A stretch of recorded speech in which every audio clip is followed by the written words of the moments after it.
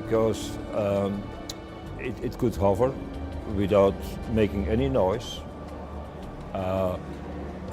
Some witnesses saw it hovering in a vertical position, the nose up, the triangle up, and even turning on its vertical axis.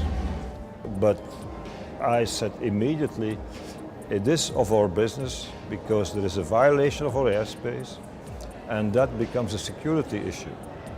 You don't know what these craft are, where they come from, what their intentions are. It could be terrorists. It could be. So at least let's try to find out what we are talking about. And it's, if you're in charge of air defense, it's your responsibility. 2,000 reported sightings. But there are much more than that, because not everybody reports. Some people don't know to whom to report. We estimate that there must have been between 15 and 20,000 sightings.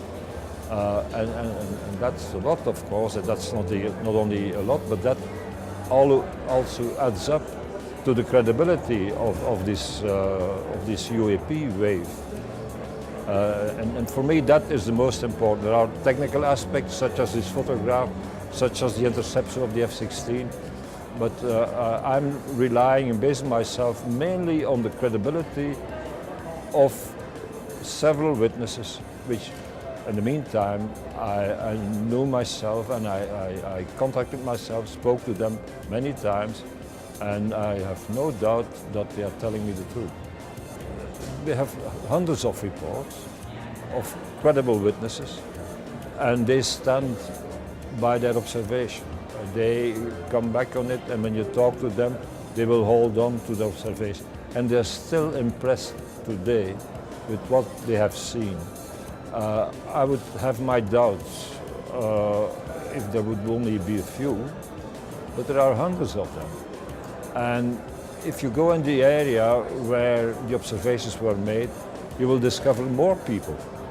They will come forward and say, I've seen one as well, but I didn't report it for such and such reason.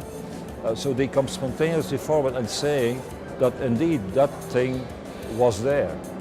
And I think that's the most convincing for me, talking to people and talking again to the same people years later, 20 years later, and they stand by their position that they saw objects very clearly which did not fit any technology that was available then and that is available now. So I'm convinced that there have been activities, air activities over Belgium, which cannot be defined.